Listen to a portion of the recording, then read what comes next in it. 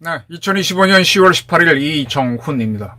요즘 캄보디아 로맨스 스캠 사건이 상당히 언론의 주목을 받고 있습니다. 캄보디아 사건에 대해서 분노하시는 분들이 있는데 이와 유사한 사건을 북한이 꾸미고 있고 여기에 이재명 정권은 말려들려고 한다라는 얘기를 하고자 합니다. 초국경선 범죄라고 합니다. 테러, 마약, 위조지폐 이런 것들은 대한민국 안에서 일어나는 게 아니라 대한민국 국경을 왔다 갔다 하면 여러 나라에 걸쳐서 일어나죠. 대한민국에 일어난 살인사건, 방화, 교통사고 이거는 우리나라 영토 안에서 일어나니까 대한민국 경찰이 수사하면 됩니다. 뭐 쿠데타, 내란 다 우리나라 국내에서 일어납니다. 근데 마약은 다른 나라에서 제작해가지고 또 다른 나라를 거쳐서 빙빙 거쳐서 대한민국으로 들어와서 여기서 그걸 누가 사 먹으면 그 돈이 또 다른 나라를 거쳐서 쭉 흘러갑니다. 달러는 미국에서 사용되는 화폐지만은 그 달러를 북한에서 제작해서 중국을 거쳐서 또 다른 나라를 거쳐서 한국에도 들어오고 미국에도 퍼뜨립니다. 이렇게 국경을 넘나듭니다. 테러는 미국 내에서 또는 대한민국 내에서 누군가가 누구를 암살하거나 폭발을 한다 그러면 그건 국내 사건인데 북한 간첩처럼 물론 북한은 대한민국 영토지만 이자가 제3국 다른 나라를 거쳐왔고 다른 나라 사람으로 위장해 들어와서 한국의 요인을 암살할 수 있죠. 뭐 이스라엘 모사드가 잘하고 있는데 그런 식으로 이스라엘 모사드는 다른 나라 사람, 이스라엘 사람이 아닙니다. 그런 신분을 갖고 있는 사람들이 쫙 다른 나라를 거쳐 들어가서 이스라엘이 찍은 특정 국가에 들어가서 특정인을 탁 제거하고 나오는 사건이 밑도 끝도 없이 뻥 터져 나오는 경우가 있습니다. 이렇게 마약, 테러, 위조지폐, 네. 그리고 인터넷 사기 사건은요, 초국경선 범죄입니다. 여기에는요, 전선에서는 피해가 있죠. 국경선에도 우리나라하고 저쪽 나라하고 상대가 있는데 여기는 피해가 없습니다. 오로지 돈으로 통일되어 있습니다. 요런 돈벌이만 목적으로 하는 세상이기 때문에 여기에 북한이 참여해서 지금 북한은 굉장한 국제적 제재를 받고 있습니다. 근데 북한은 이러한 위조지폐라든지 마약이라든지 인신매매라든지 인터넷 사기를 다 할 수 있습니다. 캄보디아보다 훨씬 높은 수준을 할 수 있습니다. 캄보디아 사건을 조금 설명드리면서 북한의 문제 그리고 이 북한하고 친하려고 하는 이재명 정권의 문제점을 설명드리겠습니다. 지금 캄보디아에서 한국인 64명이 강제 송환됐죠. 이들은 캄보디아 범죄단체에 감금되어 있는 상태에서 한국인을 상대로 피싱 범죄, 뭐 로맨스 스캠 범죄 등을 한 겁니다. 로맨스 스캠이라고 하는 거는 뭐 페이스북이나 뭐 이런 기타로 뭐 이렇게 주로 남자가 대상이죠. 연애하자고 여자가 접근해 옵니다. 뭐 나는 뭐 돈이 매우 많은 사람이고 어쩌고 저쩌고 스토리가 쭉 있어요. 그러면 이제 홀깃해서 처음에 관심 때문에 관심 주고받다가 나중에 나는 뭐 사실은 내가 뭐 홍콩에 누구 뭐의 딸인데 당신 여기에 투자하면 돈 벌 수 있다고 해서 돈을 투자하면 그걸 띄어먹는 거죠. 완전히 봉이 긴섬달식입니다. 이거 피싱은 뭔지 다 아실 거고 이거 여러분들 안 걸릴 것 같은데 의외로 걸리는 사람들이 있습니다. 있어요. 뭐 비트코인 저는 아직 비트코인을 잘 모르겠는데 비트코인 투자하라고 권유도 합니다. 여기 투자하면 돈 번다고. 비트코인의 빗자도 모를 것 같은 사람들이 투자합니다. 뭐 순진한 사람들인지 뭔지 모르겠지만 그게 걸려듭니다. 그 돈을 날리고 그 다음에 투자금 찾으려고 그러면 딱 끊어지고 하니까 이제 답답해 신고하면은 그러면 이제 경찰이 수사에 들어가다 보면 대한민국 내에 범죄자가 없는 거예요. 지금 이제 그렇게 범죄 일으킨 조직들이 캄보디아에 주로 있다는 거죠. 캄보디아는 되게 엉성한 나라입니다. 저도 캄보디아 갔다 온 지 한 10년은 넘었는데 그때 가서 보니까 한국에 지금 우리나라 제가 이제 다녀보니까 대한민국 아파트가 전 세계 아파트 중에 제일 멋있는 것 같아요. 그때 캄보디아 이런 데 가보면 한국식 아파트를 짓고 있는 데가 보였습니다. 그럼 그게 무슨 얘기냐? 한국인들이 나간다는 얘기죠. 한국인들이 나가면은요, 문화라고 하는 건 참 독특해서, 예를 들면은 우리가 근대화되면서 서양식 문물이 들어오면 우리나라한테 필요한 제도가 확 바뀌고 발전하잖아요. 근데 그 문화의 뒷면에는 범죄가 반드시 따라 들어옵니다. 그들의 놀이 문화가 들어오면서 범죄가 따라 들어옵니다. 한국인들이 들어가서 범죄를 할 수 있는 거죠. 자, 돈벌이에는 국경선이 없습니다. 자, 이렇게 설명드릴게요. 지금 우리가 이제 요즘은 히로뽕을 만든 사람들이 아직도 있죠. 근데 히로뽕이라고 하는 게 이게 고전적인 마약이 아니에요. 아편이라든지 이런 게 아닙니다. 대마초가 아니고. 히로뽕은 일본 사람들이 만든 건데, 대일 항쟁기 때, 우리로 얘기하면, 일본이 우리를 지배하고 있을 때, 일본에서 이 화학적으로 만든 게 이게 히로뽕이라는 겁니다. 그래서 그게 이제 일제 때, 대일본 제국 때 유행이 됐었죠. 그리고 우리가 일본으로 독립하면서부터 그런 게 끊어집니다. 그리고 일본 내에서도 히로뽕을 단속을 해요. 히로뽕은 주로 범죄자들이 하죠. 그러면 히로뽕 기술을 가진 자들이 어떻게 하느냐? 이 기술을 국교가 끊어져 있던 우리한테 전수하거나 또는 그러한 일본인 조직에 가담했던 한국인들이 자기도 독립된 대한민국에서 먹고 살 게 없고 기술은 그거밖에 없으니까 히로뽕을 만들어서 수요처인 일본으로 몰래 수출하는 걸 해봅니다. 일본 내에는 그걸 유통시키던 조직폭력배 야쿠자 조직이 있으니까 그런 식으로 해서 갑니다. 그러니까 대일 항쟁기 때는 일본이 히로뽕을 만든 데고 거기서 생산지였는데 전쟁 끝나고 일본이 다시 민주화되면서 히로뽕을 막 단속하니까 그때 대한민국은 전쟁 치르면서 막 엉성한 나라잖아요. 그 돈이 필요한 사람이 많잖아요. 근데 히로뽕 기술자들이 일본의 돈하고 연결돼서 조선에서 히로뽕을 만들어서 일본으로 몰래 보내면 일본의 조직폭력배 야쿠자도 벌고 이 사람도 벌고 합니다.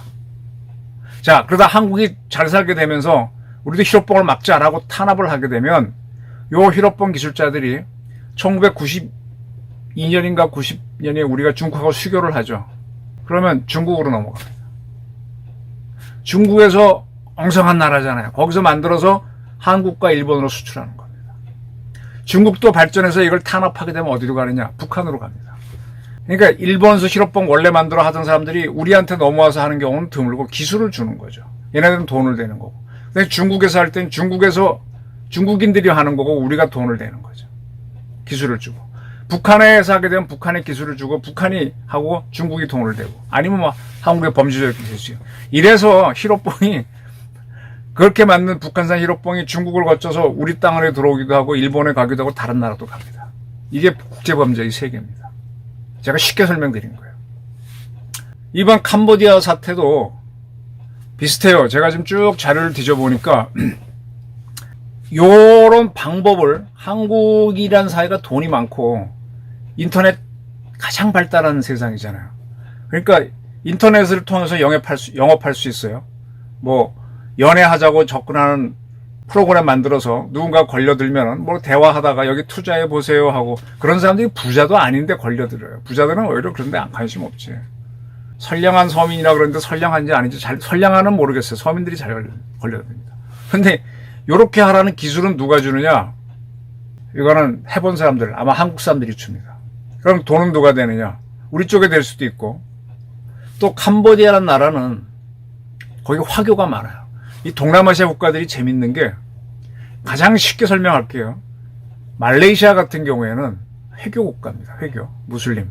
그래서 순수 말레이인들은 회교적 전통으로 공부를 잘하면 이슬람학을 공부해버려요.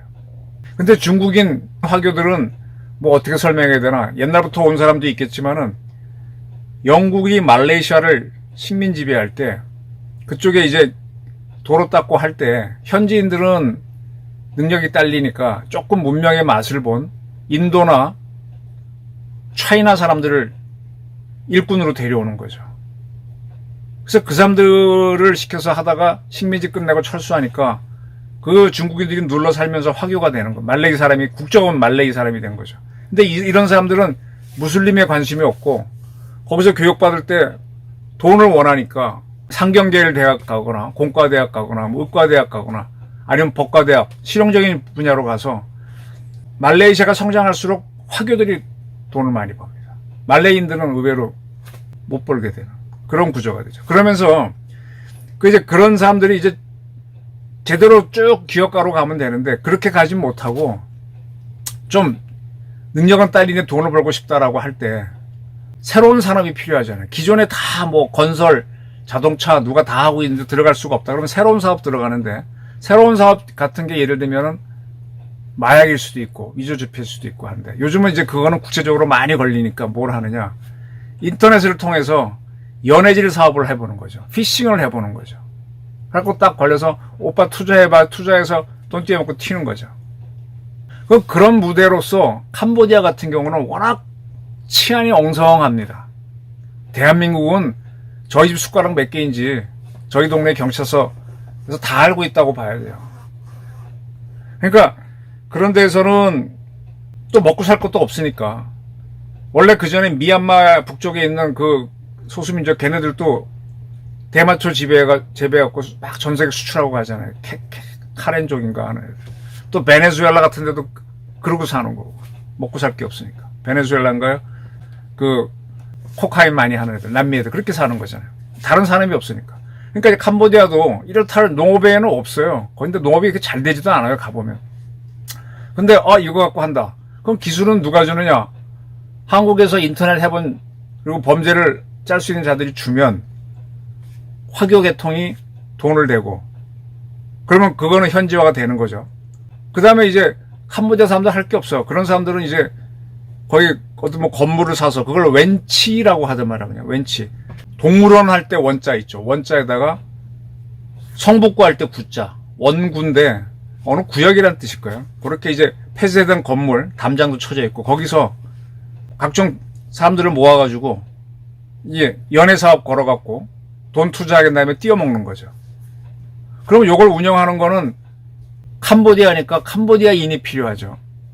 이번에 걸린 프린스 기업 같은 경우는 중국계 캄보디아인이라고 그 회장이 그렇게 돼 있습니다. 그러니까 그런 친구들이 하는 거예요. 근데 이런 친구들은 또 캄보디아 당국하고 내가 외화벌이 사업한다 라고 하고 이제 뇌물 주고 하게 되면 자기네는 피해보는 게 없잖아요. 캄보디아 사람들은. 그러니까 냅두는 거예요. 근데 이렇게 돌아가려면 뭐가 필요하느냐. 한국 사람들과 연애질을 할 수 있는 한국인이 필요하잖아요. 그래서 그걸 꼬시는 광고를 냅니다. 해외 취업. 이거와 많이 좀 유사하게 보셔야 될 게 여러분들이 워킹 홀리데이라는 거 알 겁니다. 젊은이들이 해외에 가서 일하면서 돈도 벌고 현지 경험도 하는 워킹 홀리데이. 워킹 홀리데이하고 비슷하지만 이걸 나쁘게 하는 거죠. 요즘 뭐 워킹 홀리데이 좀 하려면은 그건 영어 좀 못해도 뭐 어디 농장에 가서 뭐 과일 따고 짐승 키우고 하는 거니까 영어 조금 배우면서 그런 기분으로 갈 수 있는데 이거는 그건 아니에요. 해외 취업이라고 하면서 갑니다. 해외 취업하려면 영어라든지 이런 게 하는데 투자 없이 갈 수 있다니까 혹해서 가는 사람이 있죠. 그 들어가게 되면 그 웬치라는 데 들어가서 돈은 받고 하는데 자기 이제 여권은 대신에 맡겨야 되죠. 그리고 이제 돈은 받았지만 거기서 밥 먹고 자기도 먹고 자야 되잖아요. 그 돈을 내다 보면은 그 돈이 그 돈이에요. 못 나가는 겁니다. 그러면서 나 나가겠어 그러면 이제 조건이 붙는 거죠. 들어올 땐 쉽게 들어왔으니까. 보통 저기 좋은 직장이라고 하는 거는 이 치열한 시험을 치고 들어가게 되면은 법적으로 합법적으로 움직이는데 쉽게 들어가는 데는 뭔가 나올 때 뒤끝이 있습니다. 조심하셔야 됩니다. 그래서 못 나오면서 이 사람들이 한국어를 아니까 한국인들한테 어떻게 연애 사업을 하는지 프로그램을 만들어주면 스토리를 만드는 거죠. 그거 막 닥달을 하게 되면 좀 어리숙한 사람들은 방법을 짭니다. 한국 정서에 맞는. 그럼 그거 가지고 해보는 거예요. 그러면서 이제 뭐 돈을 잘 벌면은 그 안에서 웬치 안에서 직급이 올라가면서 거기에서 계속 하면서 범죄조직에 가담이 되는 거고. 근데 난 못하겠다고 나오려고 하다 보면은 이제 문제가 생기는 거죠. 근데 캄보디아 당국은 이게 어쨌든 캄보디아 입장에 돈을 벌어주는 거니까 내버려 두는 거예요. 이런 것들이 굉장히 많았던 겁니다. 그래서 이제 캄보디아 이런 문제가 있다는 게 올 여름, 작년, 뭐 계속 나왔네요. 오빠 코인 투자에, 그래서 캄보디아 로맨스 스캠에 28억 뜯겼다. 이런 기사들. 근데 이때, 쉽게 말하면 이때 이제 콜센터라 그래서 한국인들하고 전화질 하면서 통화하도록 꼬시는 역할을 하는 사람이 한국에 들어왔다가 체포된 모양이죠. 올해 1월 달에 있었는데 부산지방법원에서 징역 4년 581만원 추징금 명령을 한 적이 있습니다. 이제 이 사람도 보게 되면 누군가가 캄보디아 가면 돈 벌 수 있다라 해서 캄보디아 갔다가 이 로맨스 스캠 하는 범죄단체에 가입해서 자기도 근데 가입하는 순간에 범죄단체에 가입하는 게 범죄 조직이 되는 거예요. 그래갖고 콜센터 요원으로서 쭉 이렇게 한국 사람들하고 국제전화를 하든지 요즘은 공짜로 전화하는 거 많잖아요. 해가지고 처음에 연애하다가 이거 투자하세요. 투자해서 돈을 뜯어서 100억대 이상의 범죄 수익을 올렸대요. 많이 뛰었죠. 근데 어떻게 한국에 들어왔다가 잡혔는지. 근데 그는 이거 아니다 하고 나오고 싶었는데 나오려고 하게 되면 협박이 있어서 못 나왔다. 그러니까 자기도 거기서 피해자인 거야. 근데 한편으로는 한국인한테 돈을 띄어먹은 거죠. 나오려고 하면은 웬치라고 하는 데는 경비원들이 서 있고 총도 가지고 있다고 합니다. 그럼 못 나왔다. 근데 길을 쓰고 나오면 나올 수 있었던 것 같아요. 그냥 결국은 이제 한국인들 피해를 입혔다 그래서 이렇게 형량이 선고됐는데 이런 것들에 대한 것들이 보도가 계속 나오니까 이 한국 정부도 국민 여론 따라 움직여야 되잖아요. 그래서 이제 지금 한국에서 이러이러한 피해가 일어나고 있고 이 피해를 일으킨 조직 IP를 따라가 보니까 여기네. 여기에 있어서 하나 한국인 콜센터 직원 누구 잡아줘라고 캄보디아에 요구했습니다. 한국과 캄보디아는 연도까지는 정확하게 모르겠는데 한 10년 이상 됐어요. 2007, 8, 9년도쯤에 범죄인 인도 협정을 맺었습니다. 그래서 우리가 누구를 범죄인으로 찍어서 여기서 한국 돈 띄어먹고 도망간 놈이 있어. 그럼 잡아줘. 그러면 걔네들이 잡아서 넘겨줘야 할 의무가 있어요. 반대로 캄보디아가 요구하면 우리가 넘겨줘야 되는데 우리는 그런데 캄보디아는 어떤 상황이었느냐. 지금 캄보디아는 공산국가인가요? 아닌가요? 나 헷갈리네. 거기 좀 문제가 있습니다. 독재가 있습니다. 그 독재에 항거하는 세력들이 있어요. 그런 사람들이 해외로 나오죠. 지금 캄보디아에서 민주화 운동하는 사람 중에 한 사람으로 부트 비차이라는 사람이 있어요. 이 부트 비차이는 2016년 취업비자로 대한민국에 왔습니다. 그리고 대한민국에서 SNS를 이용해서 캄보디아 사람들을 보라고 캄보디아 정권을 맹비판했어요. 그의 페이스북 팔로워는 무려 19만 명입니다. 이 페이스북을 캄보디아가 차단을 못하죠. 차단을 하게 되면 이 페이스북을 이용해서 자기네 로맨스 스캠 기업들이 돈 벌고 있으니까 그 차단 못해요. 19만 명입니다. 그러니까 캄보디아는 이놈 반체제 인사야. 이놈 나쁜 놈이야 하고 잡아줘 하고 우리 정부에 요청했어요. 근데 우리 정부가 좀 끌었죠. 그러다가 여권이라는 게 이제 한번 나가면 유효기간이 있잖아요. 원래 5월에 여권 무효가 된 것 같습니다. 그러니까 이 친구가 난민 신청을 했습니다. 이 난민이 아직 확정되지는 않았는데 또 한 사람이 더 있어요. 또 이런 식으로 반 캄보디아 현재 정권 투쟁을 하는 사람들이 한국에서 뛰는데 그 사람들이 캄보디아 입장에서는 범죄자니까 캄보디아가 넘겨달라 그랬습니다. 근데 우리가 안 넘겨주니까 똑같이 우리가 한국인 상태로 로맨스 스캠 돈 띄어먹는 놈 잡아서 돌려줘 했는데 안 돌려주고 있었습니다. 그러다가 이제 영국과 미국도 이걸 당하고 있죠. 그래서 이렇게 장사하는 것 중에 하나인 프린스 그룹의 중국계 캄보디아인 천츠라는 친구를 딱 찍고 이 프린스 그룹하고 이 기업하고 연관된 한 은행을 지목해서 국제범죄 조직, 초국가적 범죄 조직으로 지정 딱 하고 이렇게 되면 뭐가 문제가 되는가 하면 그 나라 같은 경우는 세계적인 화폐는 달러죠. 미국 재무부는요, 위조 달러가 돌아다니는 걸 아주 경계합니다. 그래서 재무부 안에 특별정보수사기관이라고 하는 OFAC가 있어요. OFAC. 그거는 뭐냐면은 미국의 위조 달러가 돌아다니는 걸 추적해서 잡기도 하고 반미 세력한테 돈을 주는, 달러를 주는 집단. 예를 들면 김대중 정권이 이북한테 4억 5천만 달러 줬잖아요. 그런 걸 오파크가 잡습니다. 잡게 되면은 그때 이제 외환은행 통해서 그 돈이 갔는데, 그러면 외환은행이 그런 거래를 했기 때문에 제재를 해서 미국하고 거래를 못하게 합니다. 그러면 달러 거래 못하는 은행은 흔들리죠. 아마 오파크가 띄었는지 프린스 그룹하고 은행을 제재하니까 지금 그게 막 얼마 전이었죠. 이게 캄보디아에서 이렇게 로맨스 스캠 사업을 한다는 건 전 세계적으로 지금 굉장히 유명해지니까 우리뿐만 아니라 다 당하는 거예요.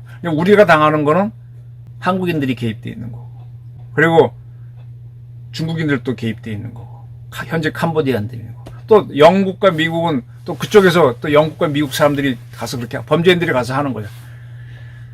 그래서 이제 하다 보니까 얘네들 은행에서는 지금 막 뱅크런이 일어나는 거예요. 왜냐하면 영국이 제재해서 달러 못한다라고 하면은 그 은행은, 이 그룹 도와주는 은행은 망하죠. 망하면은 은행이라는 게 손님들로부터 100만 원 받아가지고 그거를 한 20만 원만 남겨고 80만 원 빌려주고, 그래서 거기서 번 돈 가지고 이자 주는 건데 실제로 갖고 있는 돈은 20밖에 없잖아요. 그럼 갑자기 내 돈 못 찾을 수 있으니까 다 찾으러 오는 거죠. 그러면 이 사람들도 대출해주면 금방 못 차니까 은행이 망하는 거죠. 이런 사태가 지금 벌어지고 있습니다. 아주 뭐 전형적인, 제가 기자 때에도 초국가 범죄, 뭐 저는 중국계 상화폐라든지 일본의 야쿠자라든지 북한에서 위조 지폐, 달러, 뭐 마약 유통시키는 걸 취재를 해봤기 때문에 이렇게 설명을 드리는 겁니다. 이해가 되시죠? 자, 이 캄보디아가 걸려들었는데, 캄보디아는 지금 우리랑 그렇게 야 반체제 인사 보내줘야 해 하고 버티다가 자기네 돈 벌어준 사람 범죄인 안 보내다가 이번에 보냈습니다. 64명을 보냈습니다. 한국에 온 사람들을 보니까 기자들이 취재한 걸 보게 되면 여성도 있는 것 같다. 뜻밖이다. 그 다음에 휠체어를 찬 나이 많은 사람도 있다. 이건 뭐지? 젊은 남자들만 하는 줄 알았더니 그게 아니고, 근데 몸에 이제 캄보디아가 더우니까 반팔 입고 왔는지 반바지 입고 왔는지 문신도 있다. 뭐 이런 사람들이다. 뭐 그런 보도들이 있습니다. 그래서 국제범죄라고 하는 거는요, 국제범죄이면서 우리 쪽에 연루되어 있습니다. 근데 캄보디아가 우리한테 이렇게 굴복한 이유 중에 하나는 프린스 그룹을 영국과 미국이 제재해서 그러는데, 우리가 제재하면은요, 우리가 프린스 은행 통해서 뭐 프린스 그룹하고 하는 것도 없고, 걔네를 도와주는 뭐 무슨 은행인가 거기하고도 거래하는 게 없으니까 우리는 힘이 없어요. 근데 우리도 힘이 하나 있어. 뭔가 하면 ODA 자금이라는 게 있습니다. 대한민국은 OECD, 선진국 단체인 OECD 회원국이죠. OECD 회원국들은 가난한 개발도상국을 지원해야 돼요. 그게 ODA 지원이라 그러는데, 우리는 주로 우리도 의무적으로 ODA 자금, 대한민국이 박정희 정권 때 막 성장할 때 뭐 AID 차관으로 받고, 뭐 IMF 차관, IBRD 차관 받고, 그렇게 해서 성장했듯이 우리가 차관을 줍니다. 그걸 ODA 자금으로 보시면 돼요. 그냥 기업들이 투자하는, 그건 투자고 뭐 차관으로 봐도 다 좋은데, 그건 개인 기업이 하는 건데 정부가 하는 거죠. 우리가 ODA 자금으로 캄보디아에 한 1억 달러 매년씩 투자를 해주고 있어요. 근데 그게 캄보디아에서는 어마어마한 돈입니다. 우리가 이 돈 끊는다 그러면 캄보디아는 뭐 끊기는 어렵겠죠. 의무조항이니까 확 줄인다. 니네 안 주고 우리는 어차피 다른 나라 줘도 되니까. 지금 우리나라 대통령이 그렇게 우리하고 큰 외교 관계가 없는 중앙아시아 어떤 나라, 뭐 동남아 어느 나라 가서 환대받는 거는 전적으로 ODA 지원을 해주기 때문이에요. 그 나라에서는 큰 겁니다. 그 ODA 자금 우리가 너네 줄이겠다. 이게 캄보디아하고 매년 이렇게 이야기를 합니다. 그러면 이제 그쪽에서는 깨갱하는 거죠. 이제 그런 것들, 영국과 미국의 제재와 더불어서 ODA 자금 지원 문제를 흔드니까 64명을 지금 보냈습니다. 이제 캄보디아는 지금 이제 스트레스를 받을 거예요. 왜냐하면 이렇게 해서 캄보디아가 나쁜 짓 한다라고 하면은 캄보디아 앙코르와트 보겠다 뭐 하겠다 가는 관광객들이 확 줄어들죠. 힘들어질 거예요. 야, 그건 앞으로 캄보디아가 할 문제고. 자, 북한입니다. 북한이 이제 걔네 미림대학이라고 우리를 위하면 뭐라고 할까? 고려대학교에 그 순수하게 컴퓨터만 하는, 거기 합격하면은 전원 장학금이고, 그리고 졸업하면 전원 장교로 가서 우리 군에서 해커로 활동하다가 의무복무하면 나와서 자유롭게 갈 수 있는 것처럼 미림대학 그런 전문적으로 이 컴퓨터만 키웁니다. 그럼 이런 애들이 북한에 나와가지고 북한에 뭐 정보기관에서 일할 수도 있겠지만 북한은 굉장히 조그만 나라예요. 우리가 핵 때문에 공포를 느껴서 그렇지 북한은 진짜 시시한 나라입니다. 그럼 그런 인재들이 어디로 가느냐? 다 해외로 갑니다. 해외로 가서 로맨스 스캔 같은 거 또는 좀 더 복잡한 비트코인, 인터넷 세계에는 국경이 없잖아요. 저도 여기 앉아서 미국 국방부 사이트 들어갔다가 뭐 번쩍번쩍 아이씨 못 들어가는구나. 내 해킹하는 것도 아니고 뭐 궁금해서 물어보는 건데. 그런 식으로 걔네들은 그걸 계속 뚫고 들어가서 정보도 구하고 돈벌이도 하는 겁니다. 그 대상 중에 하나가 누구냐? 대한민국입니다. 지금 대한민국 법원, 중앙선거관리위원회, 이번에는 또 중국계로 보이는데 북한계일 수도 있는 조직이 우리나라 온 나라 시스템, 대한민국 전자정보를 다 뒤졌다 그러죠. 해킹했다 그러죠. 그거는 정보고, 그거 말고도 여러 가지로 이 로맨스 스캠 하는 기업에도 들어가서 할 수 있습니다. 그러니까 대한민국은 공작의 대상이면서 돈벌이의 대상이 되는 거예요. 한국인들이 참여해서 한국을 뜯어먹듯이 북한도 우리를 뜯어먹으면서 살고 있는 겁니다. 이건 국제적 제재가 있어도 이건 안 걸려요. 지난번에 비트코인 문제 나왔을 때 한참 따라가다가 뭐 숫자가 흐지부지 되고 더 이상 확대했는데 북한이 개입했다고 한참 떠들다가 못 밝히는 거죠. 지금 김숙희라고 하는 또 라자누스라고 하는 것들이 막 뭐 어쩌고 이건 굉장히 비트코인으로 돈을 벌고 있는 걸로 합니다. 지금 미국조차도 지금 트럼프 정부조차도 미국의 정부가 빚이 많아서 이제 관세를 강화해서 이제 미국의 적자를 무역 적자부터 줄이려고 하는데 그거 갖고도 안 되기 때문에 비트코인을 전략적으로 트럼프가 하겠다고 선언했었습니다. 그의 아들들도 비트코인 사업하고 있고 비트코인으로 미국이 벌어서 자기네 국가 빚을 줄여야 될 거예요. 근데 이거를 북한이 안 할 것 같습니까? 그렇게 한다면 따먹는 대상은 대한민국이 들어간다는 거예요. 그래서 북한하고 접촉할 때는 아주 주의해야 되는데 이재명 대통령은 경기지사 시절 이화영을 내세워서 북한하고 접근하면 뭐가 자기 표가 득조가 된다고 생각했는지 뭐라고 생각하는지 모르지만 아니면 친북 활동인지 모르지만 그렇게 허점을 보여주면 북한이 바로 따라 들어옵니다. 이재명이 이북 정보기관 공작기관의 숙주가 되는 거죠. 지금 정동영이라는 사람이요. 통일부 장관이라는 사람처럼 정신 나간 사람인데 저런 사람들이 적극 움직일수록 자꾸 대한민국은 이북의 숙주가 되는 거예요. 돈이란 건 막 얽히는 거예요. 돈에는 국경이 없어요. 그리고 돈을 버는 거에 서 사람들이 목적의식이 강해지면은 이 원칙도 모두 없습니다. 그 전에 동유럽이나 러시아에서 공부하던 북한 유학생들이 많이 왔었는데 그런 친구들, 엘리트들이 이제 그런 걸 할 수 있었던 사람들이죠.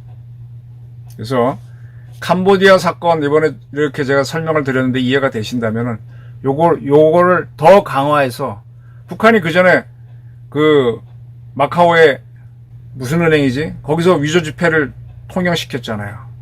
바로 김대중 정권으로부터 4억 달러 받을 때 그때 걔네들은 위조 달러를 해서 마카오의 BDA 은행인가 그쪽 통해서 달러를 위조를 퍼뜨리는 겁니다. BDA는 도와준 거죠. BDA 맞나요? 로맨스 스캠, 피싱 다 합니다. 그 사람들을 내세울 때 한국인을 내세울 수도 있고 옛날엔 조선족을 많이 내세워서 우리가 코미디 프로도 만들었죠. 이제는 한국인들이 하는 겁니다. 그런 것들을 막는데 전력을 기울여야 되는 게 이재명 대통령인데 그 개념이 없고 그걸 막는데 앞장서야 되는 게 정동영 통일부 장관, 이종석 국가정보원장인데 국가정보는 움직이는 게 없어요. 미국 잡지에서 대한민국 온 나라 시스템이 해킹 당했다라고 하니까 국정원은 그런 사실이 있다라고 밝히고 뒷북이나 치고 있죠. 이 친북의 이종석, 이재명, 정동영이 대한민국 요직에 있는 건 결코 좋은 상황이 아닙니다. 캄보디아를 보면서 북한 문제를 주목하시기 바랍니다. 감사합니다.